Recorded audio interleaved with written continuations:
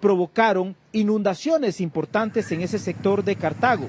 Una zanja que funge como un desagüe prácticamente de este lugar fue desbordada por completo y llegó hasta esta vivienda. La fuerza del agua destruyó la pared que estamos observando en estas imágenes y fue así como el agua ingresó de una forma fuerte hacia el interior de la vivienda, y es por eso que también se da una familia que quedó afectada con la vivienda completamente inservible, y es lo que el ente de Noticias Repretel captó dentro de este lugar, con una afectación que precisamente se estaba generando en la localidad de Cartago. Esto fue lo que expresaron los miembros de esta familia.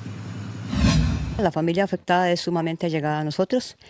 Claro está, ¿verdad?, que inmediatamente fuimos solidarios, nos vinimos a la casa a ver en qué podíamos ayudar, y nos llevamos la sorpresa de que habían bastantes vecinos ayudando, ¿verdad?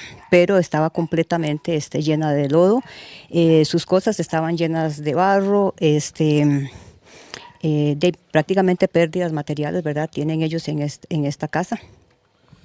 Pero, bueno, solidarios, ¿verdad? Todos los vecinos, estuvimos aquí hasta las 11 de la noche sacando barro y viendo a ver en qué podíamos ayudar.